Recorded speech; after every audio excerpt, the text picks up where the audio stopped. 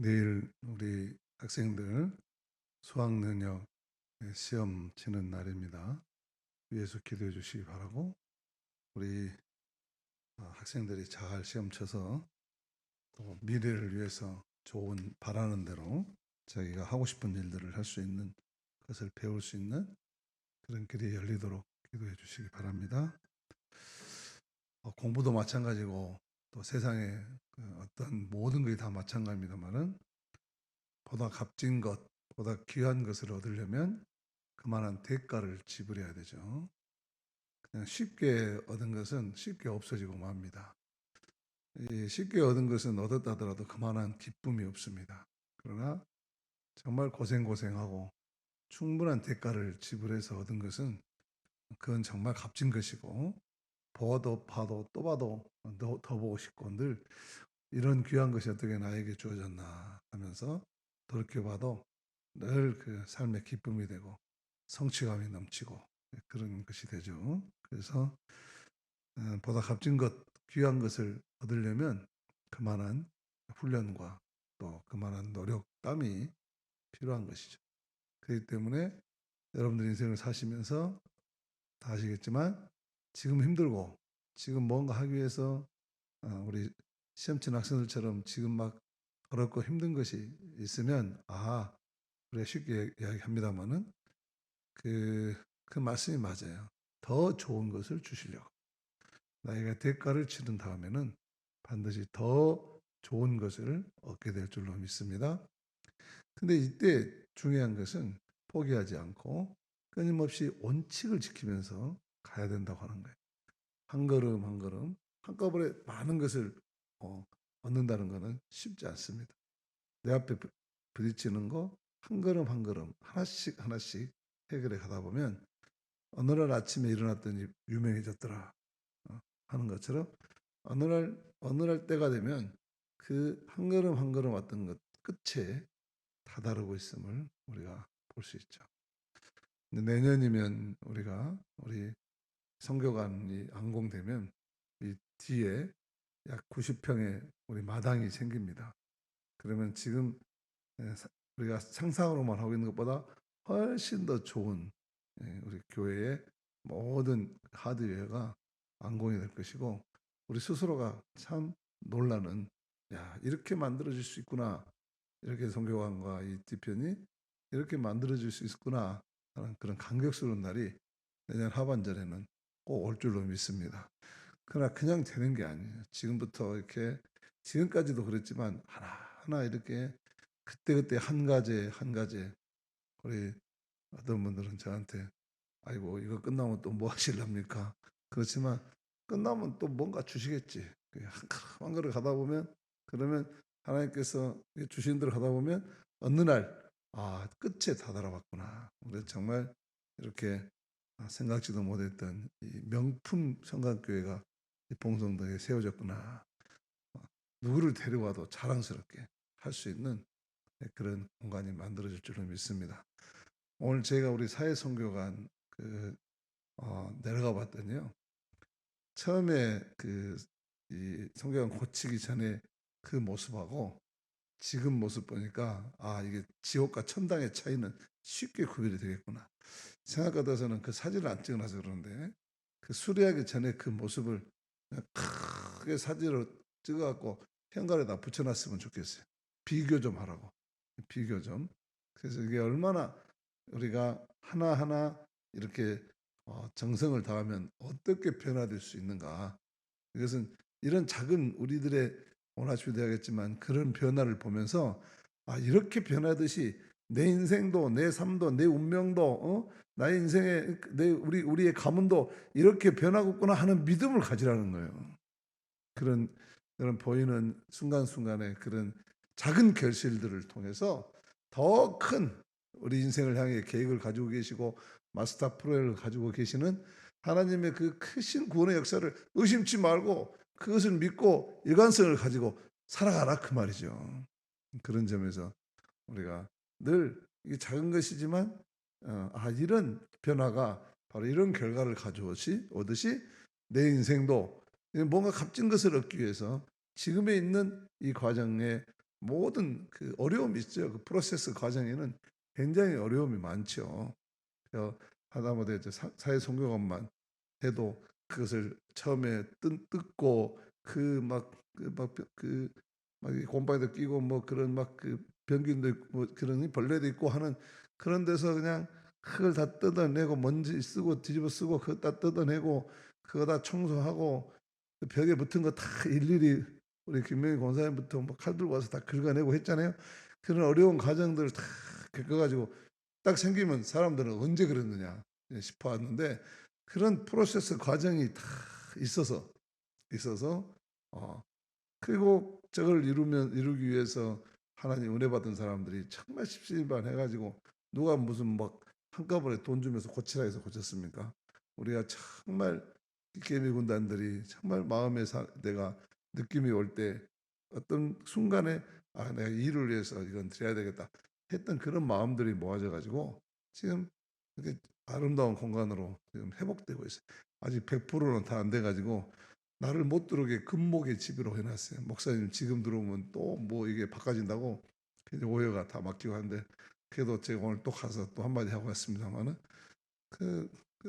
저기 뭐야 그 이렇게 우리 오해 선교를 중심으로 해가지고 그걸 서로 막 의논해가지고 이렇게 하자 저렇게 하자 그러면서 만들어가는 것이 굉장히 저는 아름답고 보기 좋아요. 그런 과정에 있어서 막 이 서로들 막 은혜를 모아는 가는 동안에 뭐 이럴까 저럴까 하고 얼마나 애쓰는 것을 볼 수 있어요. 그러나 그런 것들이 모아져 가지고 이렇게 하나의 작품으로 만들어져 가는 것처럼 모든 일이 그렇다면 성교관도 그렇고 모든 이걸 떠나 더 내 인생의 모든 문제도 그렇게 성도들끼리 믿음 안에서 그 비전을 가지고 함께 이렇게 세워가다 보면 우리에게는 정말 저는 작은 것들 하나가 우리의 현실로 나타나듯이 보이지 않는 영적인 하나님의 축복도 우리 가운데 반드시 이루어질 줄로 믿습니다. 사실 구약의 교훈은 그런 교훈 중에 하나예요. 구약 우리가 역사를 공부하고 하나님의 구약의 말씀에 있는 것은 이렇게 구약의 이스라엘 백성들에게 하나님이 역사에서 도와주셨듯이 오늘도 이 말씀의 원리에 따라서 이 원리를 붙잡고 문자 그대로야 되겠어요. 세상 2000년이나 사이가 있는데 그러나 그 원리는 변하지 않는다. 그 원리는 그 하나님의 말씀의 원리를 붙잡고 내 삶에 적용하면 벌써 이스라엘 백성에게 하나님이 베푸셨던 그 은총과 그 사랑이 오늘도 여전히 살아계신 하나님께서 말씀을 통해서 우리를 그렇게 바꾸시고 축복해 줄 줄을 믿습니다. 그래서 우리가 이런 공부를 하는 거예요. 구약 성경 말씀을 통해서 이 말씀을 오늘 우리에게 무엇을 가르치고 있는가 깨닫고 이것을 내 우리 삶에 적용해서 마치 이렇게 하나씩 하나씩 눈에 우리가 보이듯이 이런 우리의 인생도 보이지 않는 우리의 삶도 하나님이 이렇게 이끌어 가시는구나. 하나님이 우리 인생과 역사를 경륜하시는 그런 방법을 깨닫고 그렇게 믿음으로 그것을 이루고 소망 가운데 살아가야 된다. 그런 이야기죠. 지금 계속해서 가나안 땅 입성을 앞두고 지금 여기까지 오게 된 것을 모세는 제 2세대들에게 회상시켜 주고 있어요. 제가 오늘 여러분들에게 이런 구약 이야기나 우리 교회에서 일어나는 이야기를 회상시켜 줘 가지고 여러분들 인생의 미래가 하나님의 약속 속에 있음을 깨닫게 하고 여러분들이 믿음을 가지고 흔들리지 말고 살도록 하기 위해서 하나님의 말씀을 전하고 있는 것처럼 모세 또한 당대의 2세들에게 너희들이 이제 가나안 땅으로 가게 될 텐데 고별 설교를 하고 있는 거예요. 가나안 땅에 가게 될 텐데 우리 너희들의 선조가 여기까지 이런 과정을 겪고 오는 동안 하나님이 우리를 이렇게 도와주셨다. 앞으로 그러기 때문에 이 역사를 기억하고 잊지 말고 너희들이 가나안 땅에 들어가면 하나님의 이 구원의 역사를 기록한 내 말을 잘 간직해서 이제 변화되겠지만 상황은 변화되고 환경도 변화되고 사람도 달라지겠지만 이 변치 않는 하나님의 통치와 인도하심의 원리는 붙잡고 이 원리를 붙잡고 적용하면서 살아가라. 그런 차원에서 말씀을 주고 있는 것이죠. 지난주에는 이제 요단 동편 갈릴리에서부터 사해까지 요단 동편 차로 한 1시간 정도 달려야 됩니다. 한 90km로 계속 달려서 1시간 정도 되니까 목포에서 강주보다 조금 먼 거리 정도 되겠어요. 여기서 달리면 1시간 열심히 막 달리면은 여산 휴게소 정도까지나 가나요? 예. 이렇게 강조해서 뭐 아니면 그 밑에 정읍 휴게소까지는 가겠네요. 그 정도 길이죠. 그 정도 길인데 여단 동편이에요. 원래 여단 서편이 이제 지중해에 끼고 있기 때문에 거기는 평지고 정말 적과 꿀이 흐르는 가나안 땅이고, 여단 동편은 산악지대예요. 근데 이 산악지대 유일하게 요단강을 사이의 산악지대가 바로 절벽처럼 이렇게 가파르더라고요. 굉장히 높아, 이렇게 사해바다 쪽에서 요단 동편을 받아보면 산이에요. 근데 산 위에 고원의 평지가 쫙 펼쳐져 있는 거죠. 이 요단 동편 그 고원의 요단 동편의 그 고원지대, 고원 평야지대를 점령한 이야기를 지금 말하고 있는데, 이 원래는 요단강 서평을 이스라엘에 주기로 했는데 그 점령하기 전에 이 요단 동편도 다 이스라엘 백성들에게 지나오는 과정 동안에 거기도 다 정지 작업을 하게 하시는 그런 말씀이에요. 지금은 이게 요르단 지역으로 돼 있어 가지고 건너갈 수가 없습니다. 여행 비자가 있는 사람들은 건너가지만 이스라엘 사람들은 그리 못 건너가게 국경지대 팔레스타인 점령 지역이 가지고 지금은 우리나라의 산파스처럼 아주 그냥 딱 아주 험악한 지역이에요. 물론 여행자들은 비자를 받아서 왔다 갔다 할 수 있는 그런 지역인데,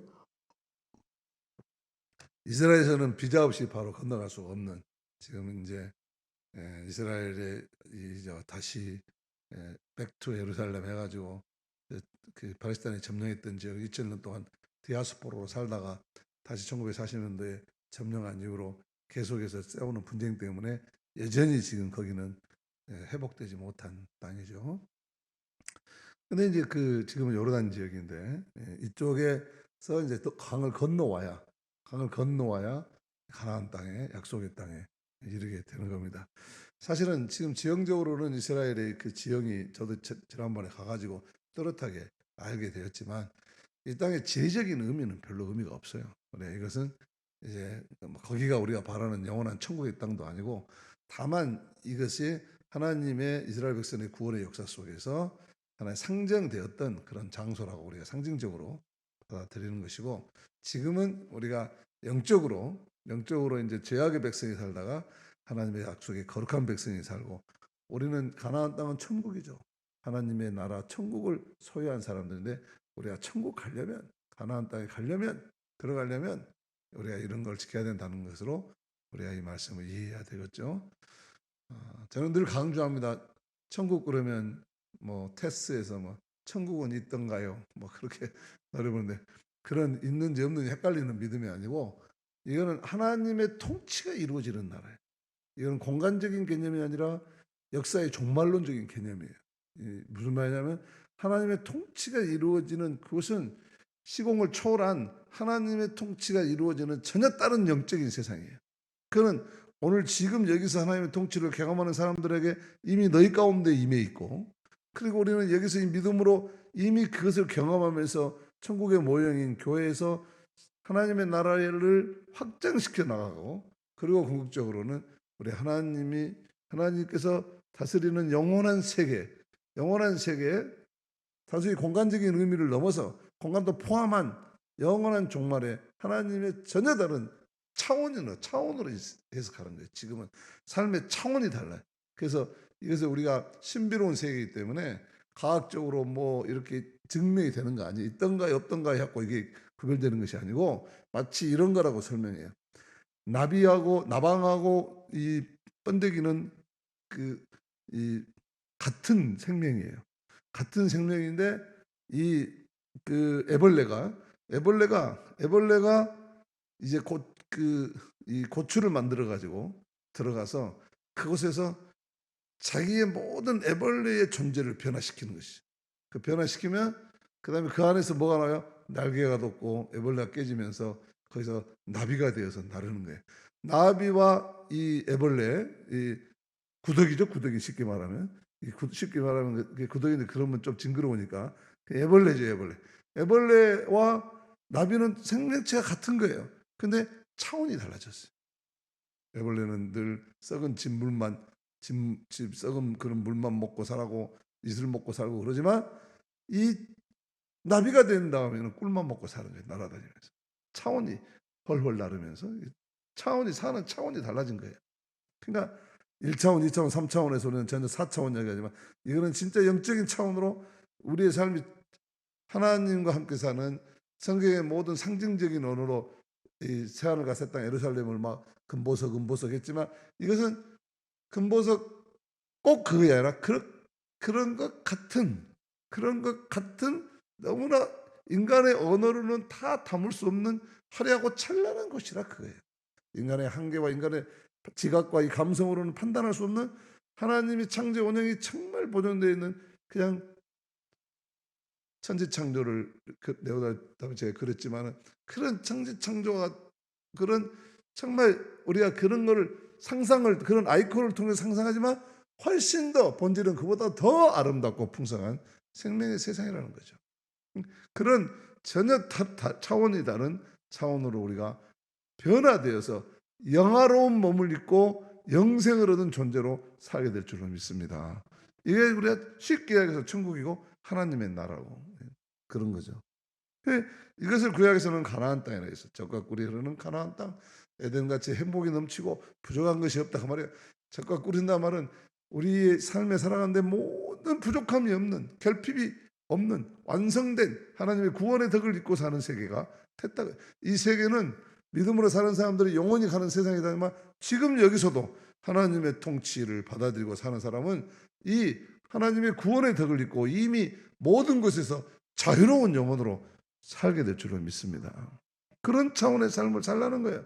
그것을 이 교회에서 훈련하고 그것을 경험하고 우리 사는 관계 속에서 이루고 그래야 그 사람이 궁극적인 천국을 얻게 된다. 그런 얘기죠.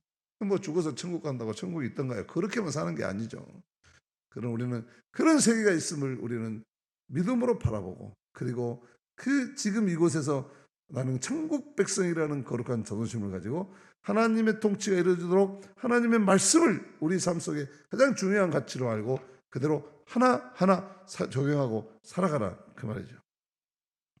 오늘 이 가나안 땅을 점령하게 하는데 이런 천국을 찾아가는데 이 땅에 사는 동안에는 저런 바산왕 같은 장애물이 있다는 거예요. 지금 우리가 가야 되는데 이거 못 가게 사실은 바산왕 옥을 칠 생각이 없었어요. 이스라엘 백성들은. 오늘 말씀 보면은 이 이스라엘이 먼저 칠 생각이 없어요. 그런데 3절 1절을 보니까 우리가 돌이켜 바산으로 올라가며 바산왕 옥이 그의 모든 백성을 거느리고 나와서 우리를 대적하여 애들에서 싸우고자 하는지라. 이 천국 가는 길에 이 장애물이 자기들이 와서 방해를 한 거예요. 사실은 그렇지 않아도 전략적으로 가나안 땅을 점령하는데 후방은 정리해둘 필요가 있어요. 후방에다는 어린아이하고 여자들만 놔두고 가나안 땅을 넘어서 본진이 진격하는 데는데 만약에 후방에 적군이 와서 쳐버리면 다시 돌아와야 되잖아요. 오도 가도 못하고 이스라엘은 큰 낭패를 당하기 때문에 모든 전쟁이 그렇지만 후방을 정리하고 전방을 향해 나가는 거죠. 그래서 어차피 후방은 정리해야 됐어요. 그런데 이게 이스라엘이 먼저 정리하려는 게 아니라 이미 바산왕이 그런 낌새를 챘는지 몰라요. 그런데 어쨌든 바산왕이 손 안 들고 코 풀게 먼저 덤벼준 거예요. 덤벼줬기 때문에 그래서 우리는 이렇게 하나님이 하시는 일의 오묘함을 보는 거예요. 자기들이 걱정하고 무슨 일을 할 때 걱정하고 염려하지만 이미 하나님께서 뒷정리를 다 해주신 거예요. 하나님 뒷정리를. 우리가 때로는 신앙생활 열심히 하다가 보면 장가도 못 가고 뭐 어디 취도 잘 못하고 그래서 신앙생활 교회에서 막 살다가 막 보니까 스펙을 못 쌓아가지고 막 밀린 것 같고 그래서 내가 이렇게 세상 친구들하고 어울리지도 않고 뭐 이렇게 하다 보면 나는 세상에서 바보 된 거 아닌가 그렇게 해서 교회에서 막 치지고 볶고 그냥 교회 안에서 살다가 세상하고 모르는 거 아닌가 했는데 어느 시점에 딱 지나가서 세상에 딱 나가보니까 세상 사람들보다도 이만큼도 높아져 있는 거예요. 믿습니까? 이런 경험 못 하셨어요? 못 하셨다면 제가 우리 이제 저는 제 경험을 통해서 말씀을 드리니까 잘난 척하려고 드리는 말씀 전혀 아니에요. 해당해도 믿거나 말거나인데 그런데 사실 제가 이 고등학교 졸업하고 지금 고등학교 동창들을 만나면요. 저는 정말 교회 안에서만 막 이러고 살았잖아요. 자기들은 뭐 이런 거 저런 거 다 하고 살았는데 지금에 와서 고등학교 동창들 딱 만나면요. 그 사람도 나하고 이렇게 달라져 있어. 이렇게 달라. 자기들은 세상에서 뭐 다 한다고 살아 했지만은 지금 나는 그냥 교회 안에만 있었지 내가 어디 다른 데 나갔습니까? 그렇지만 세상에서 바라볼 때 지금은 이게 그 친구들하고 나하고 게임이 안 돼. 훨씬 게임이 안 돼. 그러니까 그런 걸 자기들도 인정을 해. 와, 그리고 이제 좀 안 이꼽다고 생각하면 와, 나 상규가 목사 됐냐? 뭐 그러고. 근데 이게 그 교회 안에서 살다 보면 바보 된 것 같지만 어느 시점에 딱 가서 나가 보면 세상하고는 게임이 안 되게 여러분들이 올라가 영적으로나 인격적으로나 모든 생각하는 거나 사는 것이 완전히 여러분들이 수준 높은 차원으로 차원이 변화되어 있다 그 말씀이에요. 그 정도는 느끼셔야 돼. 내가 신앙생활 평생 한 20, 30년 했으면 세상에 나가보면 아 내가 세상 사는 친구들하고는 차원이 달라져 있구나 한 걸 느껴야 돼요. 여러분 그렇지 않아요? 우리는 차원이 달라져 있어요. 이렇듯이 이 경험이 나중에 하나님 나라에서도 마찬가지 차원의 변화를 우리가 누리게 되는 건데 이런 과정에 가다 보면 장애물이 있어요. 장애물이 이렇게 귀하고 값진 것을 얻으려 하다 보니까 세상에 여러 가지 장애물 참아야 되고 이겨야 되고 그런 것들이 있잖아요. 그래서 사도 바울이 우리가 하나님 나라에 들어가려면 사도행전 14장 22절에서 우리가 하나님의 나라에 들어가려면 많은 환난을 겪어야 할 것이니라 이렇게 말했고 예수님도 너희가 세상에서 환난을 당할 것이다. 그러나 용기를 내라 내가 세상을 이겼노라 그렇게 말씀하시잖아요. 그래서 이 초대교회 때 이런 십자가를 통해서 부활로 이어지는 이런 당대의 모든 철학과 모든 당대의 권력과 시대적 가치를 넘어가지고 위대한 그리스도교가 탄생하면서 세상으로부터 얼마나 많은 박해를 받았어요. 자기들이 경험하지 못했다고 하는 것 때문에 인정하지 않으려고 했고 그리고 저 사람들이 세상을 너무 급변하게 만들기 때문에 두려웠고 그래서 그걸 방해하는 거죠. 그래서 자기들보다 더 앞서 나가고 이끌어 나가는 그리스도인들을 못 가게 엄청 박해했죠. 장애물들이 있었죠. 그래서 우리는 이것을 사탄의 이 세상 공중권세를 잡은 사탄의 시험이고 유혹이라고 그런 것이죠. 이게 굉장히 많아요. 그런데 이것이 바로 사탄이 바라는 방식이죠. 사탄이 하는 거고 그래서 이 과정 속에 이 길을 가면서 이 하나님의 나라의 이 길을 가면서 이런 사탄의 유혹과 시험이 있을 때 이걸 피해가거나 또는 숨어버리거나 이러면 안 되는 거예요. 이거는 사탄이 원하는 방법이에요. 우리가 이 길을 가면서 장애물이 있는데 이 장애물과는 반드시 영적으로 싸워서 이기고 가야 할 줄로 믿습니다. 밤에 잠을 자는데 뭐 시커먼 것이 막 여러분들을 덮치고 막 가위 눌러가지고 목을 조르고 막 못 도망가게 하고 눌어뜯고 막 여러분들이 막 잠자다가 벗어나려고 그러는데 막 못 벗어나고 그런데 믿음 좋은 권사님은 나사렛 예수 이름을 불러라 하고 일어나고 막 그러거든요. 믿음 없는 집사는 막 계속 헤매는 거야. 옆에서 그러면 누가 믿음 좋은 마누라가 깨워줘야 겨우 일어나고 막 그러는 거지. 근데 이제 믿음이 어느 정도 훈련돼야 되냐면 시커멓게 막 덤빌 때 잠자리에서도 사탄아 물러가라 하고 이기면 자기 믿음이 좀 괜찮은 거예요. 근데 옆에서 누가 깨워주면 그 사람 회개하고 기도 많이 해야 돼. 제가 농담하는 게 아니라 진짜로 거기서 만약에 회개하지 않고 못 이기면 정신불면증 걸립니다. 거기서 못 이기면 반드시 영적으로 병 걸려요. 이게 이게 그 과학적인 이야기예요. 그러니까 거기서 만약에 못 이기면 그 다음에 정신이 출장 가버리는 거예요. 그래가지고 깨어나면 헛소리하고 그러는 거예요. 반드시 밤에 꿈에 뱀이 막 드글거려가지고 여러분들이 막 물라고 그런다지 그러면 반드시 뱀 대가리를 잡아서 그거 싸워서 이겨야 돼요. 그거 안 이기면 그 꿈이 반드시 안 좋은 일이 생겨요. 안 좋은 일이 생겨요. 이건 샘 포드라는 그 학자가 잃어버린 하나님의 언어인가 말인가 해가지고 수만 가지의 인간이 꾸는 꿈을 분석을 해가지고 심리학적으로 다 밝혀놓은 이야기. 그냥 드리는 말씀이 아니에요. 그래서 밤중에 또 이런 수학 능력 시험 칠 때 학생들이 막 잠을 자는데 어디 높은 데로 올라가는데 못 올라가고 맨날 떨어져. 미끄러지고 또 올라. 그거는 시험 쳐봐도 100%안 된다는 얘기. 그건 네가 능력에 한계가 있다. 그럴 때는 방향을 수정해야 돼. 이런 또 내가 막 꿈속에서 어딘가를 가야 되는데 막 못 잡고 막 붙잡고 있어. 그냥 못 가게 해. 그럴 때는 분명히 뭔가 인생에 중요한 약속을 해놨는데 내가 잊어버리고 있는 거예요.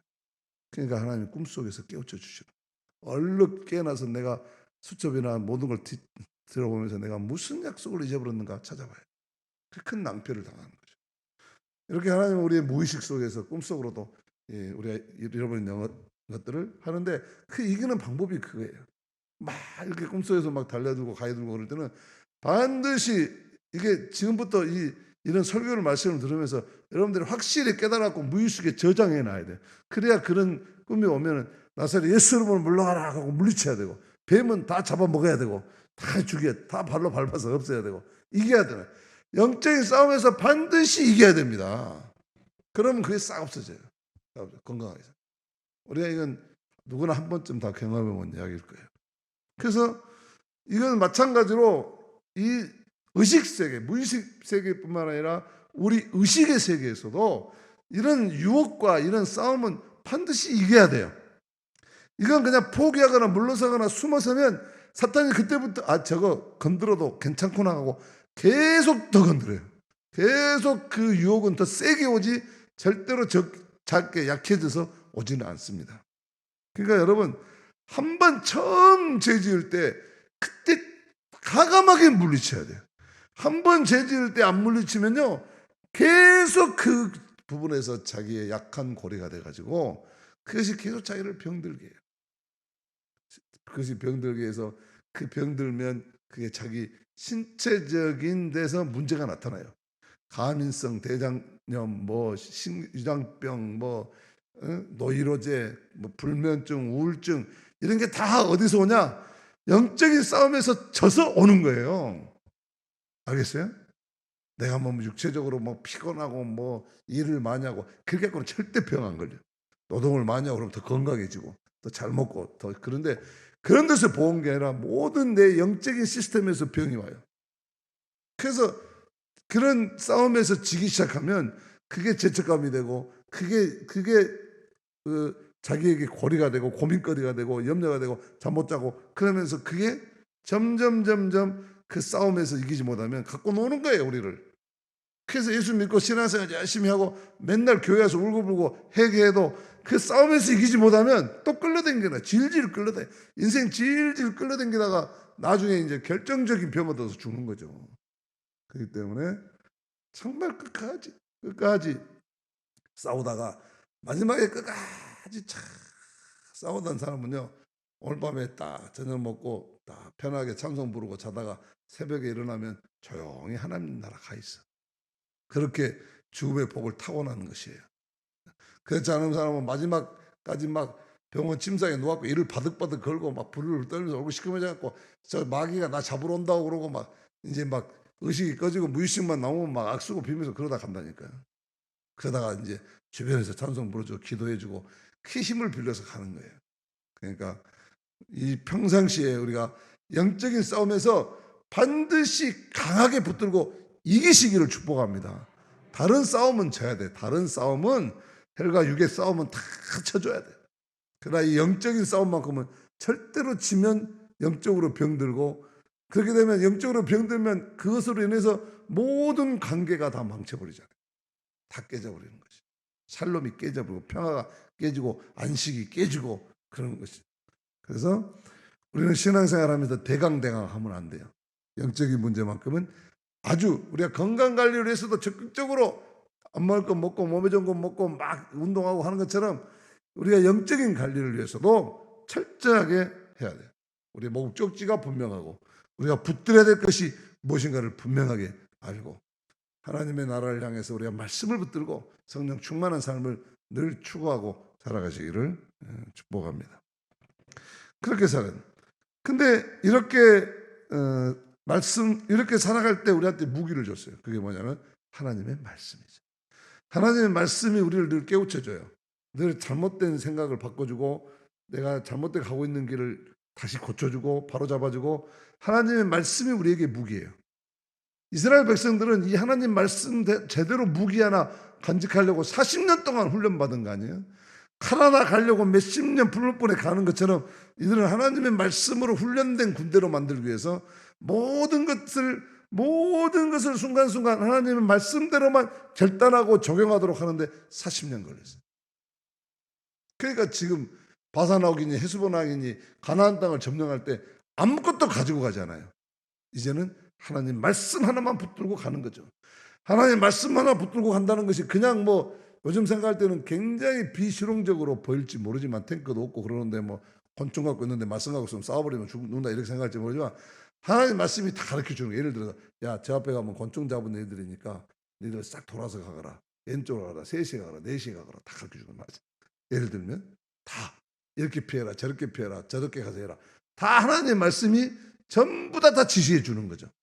우리가 영적으로 살아가면서 이게 먼저 서야 돼요. 내가 총칼이 있고 내가 안전무장을 해서도 어떻게 할 줄을 모르면 그거 다 무용지물인 거예요. 내가 돈이 아무리 많아도 그거 어떻게 쓸 줄을 모르는데, 돈 왕창 쟁여놓고 어떻게 쓸 줄을 모르는 것처럼 얼마나 불쌍한 일이 없어요. 돈은 좀 없어도 늘 쓸 일이 많아가지고 늘 허덕거리지만 그렇게 사는 게 낫지. 돈 잔뜩 쌓아놨는데 어디다 쓸 줄을 몰라. 그것처럼 답답한 일이 어떻게 있어요. 우리 안 해봐서 모르지만 진짜 답답할 거예요. 좀 없이 살면서 좀 쓸 데가 있는 게 좀 주입시오 하고 사는 게 훨씬 낫지.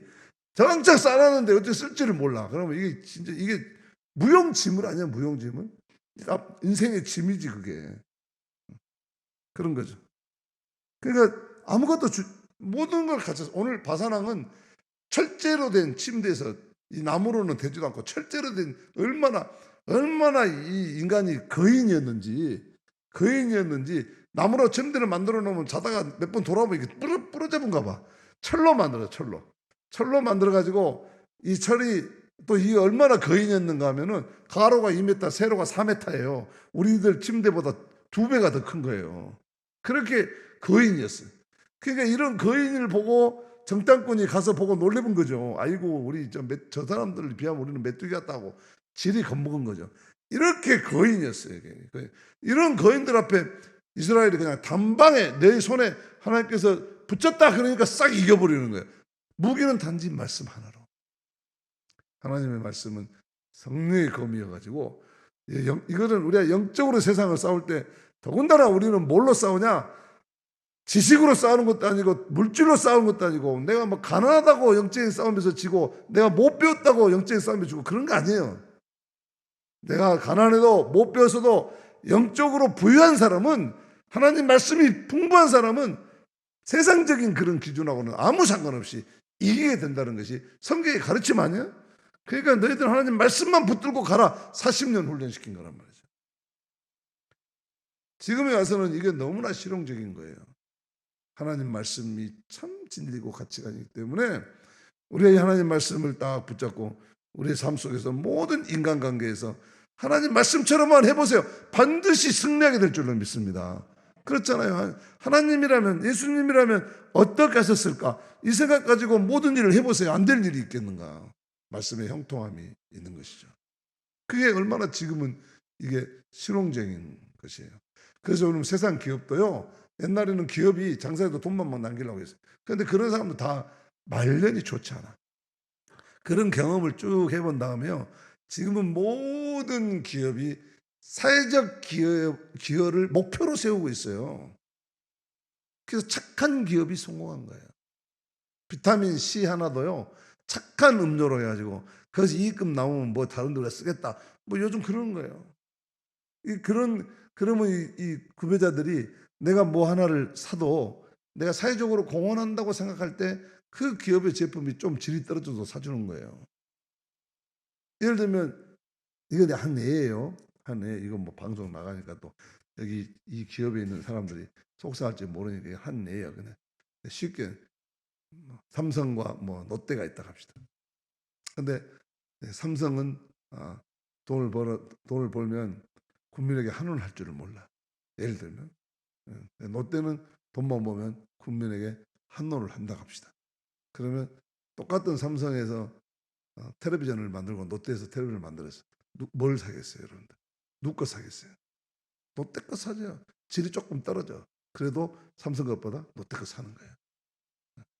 그런 식으로. 근데 지금 삼성이나 롯데나 다 그렇게 한지는 모르겠지만 같은 기업의 A, B 기업이 똑같이 기업을 하지만 사회적 공헌도가 높다고 생각하면 그 제품이 조금 음, 질이 떨어져도 사람들은 그곳에 손이 간단 말이에요. 호주머니가 이제 그쪽에 열리게 되죠. 요즘 세상에 그래요. 지금은 그렇기 때문에 하나님 말씀의 승리의 원리가 그거죠. 하나님 말씀을 붙들고 사는 사람이 세상에서 조금 세상에서 똑똑하고 잘난 사람들보다 좀 처질지 모르지만 하나님은 그 사람을 높여주신다는 이야기는 결국 세상 사는 사람들은 그 사람에게 신뢰를 주고 그런 사람을 더 존경하고 그런 사람을 더 리더로 세워줄 줄로 믿습니다. 그러는 거예요. 그래서 하나님에 의해서 싸우는 사람은 언제나 하나님의 백성은 하나님 안에서 주 안에서 싸워요. 그리고 주 안에서 싸우는 사람은 반드시 하나님의 무기인 말씀을 주셨기 때문에 이 말씀을 붙들고 승리하는 거예요. 오늘 그 이스라엘 백성들도 마찬가지예요. 바사나옥에서 우리가 하나님께서 붙여줄 것이다. 그러니까 겁먹지 않고 옛날에는 40년 전에는 다 겁먹어갖고 저 거인들한테 어떻게 우리가 이깁니까 하고 다 도망갔지만 지금은 안 그러잖아요.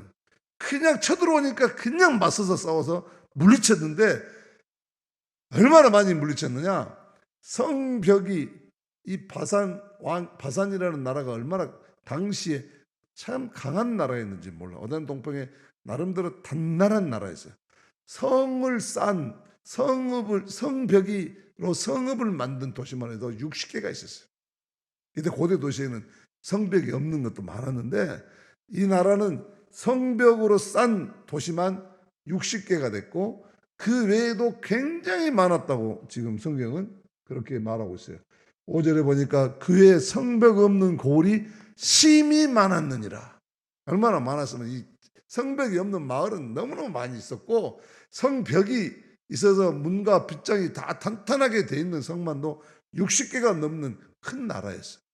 이 큰 나라가 이 오합지졸 이스라엘에게 한 방에 갔는데 그게 바로 하나님이 이들을 말씀의 능력으로 세워서 하나님이 친히 전략과 전술을 다 펼쳐주셔서 승리하게 하신 줄로 믿습니다.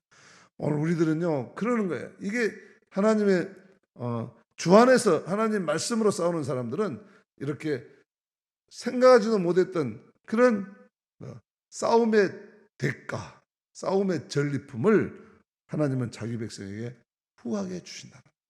후하게. 영적으로 싸울 때는 힘들어. 영적으로 이게 이루어갈 때는 이 프로세스는 하나하나 싸울 때는 때로는 막 가서 짓눌러 불고 눌러 불고 막 해라.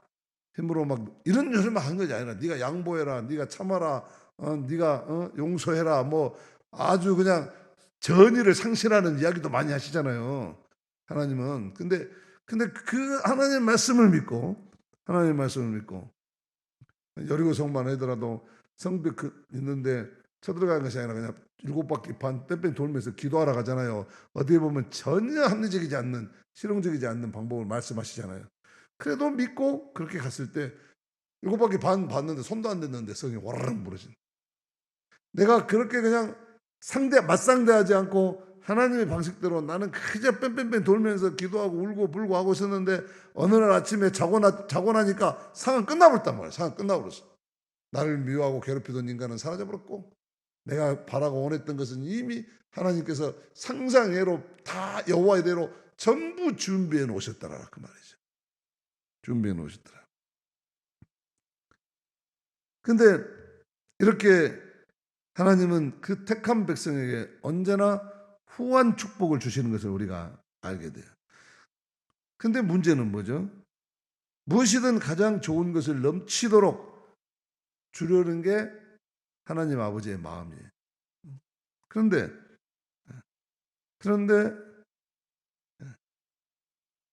성도들이 이런 후한 복을 누리고 살지 못할 때가 많아요. 물론 지금 그것을 얻기 위한 가정에서 아까 말씀드린 대로 말씀 붙들고 계속해서 인내하며 살아가는 사람들도 많지만 그러나 때로는 보면은 하나님이 약속해 주신 것을 이 길을 가지 못하고 누리지 못할 때가 많아요. 그거는 이유가 어디에 있죠? 구하지 않았기 때문에. 아이고 목사님 나 그래도 많이 꽤 구했는데요. 그런 정도 구했구나. 안 돼. 구하라. 얻을 때까지. 두드리라. 얌전하게 두드려고 안 된다고 했죠. 엘리베이터에 갇힌 사람이 문 열어달라고 그냥 아글아글 쓰면서 두드린 것처럼 두드려야 된다고 그랬어요. 찾을 때도 눈에 불을 쓰고 찾을 때까지 찾아야 돼. 근데 조금 하다가 말아버려요. 음. 부모가 자녀들이 뭐 납부금 달라, 뭐 책값 달라, 뭐 용돈 달라, 뭐 등등 이야기하는데 부모들은 그런 자식들은 그런 필요가 생기면 부모한테 구하잖아요. 그러면 부모를 이를 K 들어주는 게 부모잖아요. 뭐 어려울 때에서 부모가 다는 들어주지 못할 수 있지만 우리 하나님은 그 어려운 것이 없는 분이에요. 하나님은 부모가 자식이 필요한 것을 달라면 언제든지 줄 준비가 되어 있는 것처럼 우리 하나님은 그런 준비가 되어 있는 분입니다. 어떤 문제라도 어디서라도 언제라도 구하는 것은 채워주신. 그렇기 때문에 하나님께서 뭐라고 했냐면 한란날에 나를 부르라 그렇게 말씀하셨어요. 그냥 그것을 안 구해. 안 구하는 것은 뭐냐면 기도는 유급할 때나 구한 걸로 잘못 생각하고 있어요. 부모 사이사이에 뭐 유급할 때만 부모가 관심하고 도와주십니까? 그런 부모가 어디 있어요? 평소에 관계가 단절되지 말아야 돼요. 하나님과의 관계가 평소에 단절되지 않고 끊임없이 하나님 앞에 언제나 어디서나 교제하는 사람. 늘 하나님 말씀이 무기인 줄 알고 그 말씀을 영적 전쟁의 싸움의 무기로 들고 사는 사람. 수시로 성령 안에서 기도하는 사람. 이런 사람만이 하나님께서 주시고자 하는 그런 하나님이 계획하신 그런 후한 승리의 전리품을 얻게 될 줄로 믿습니다.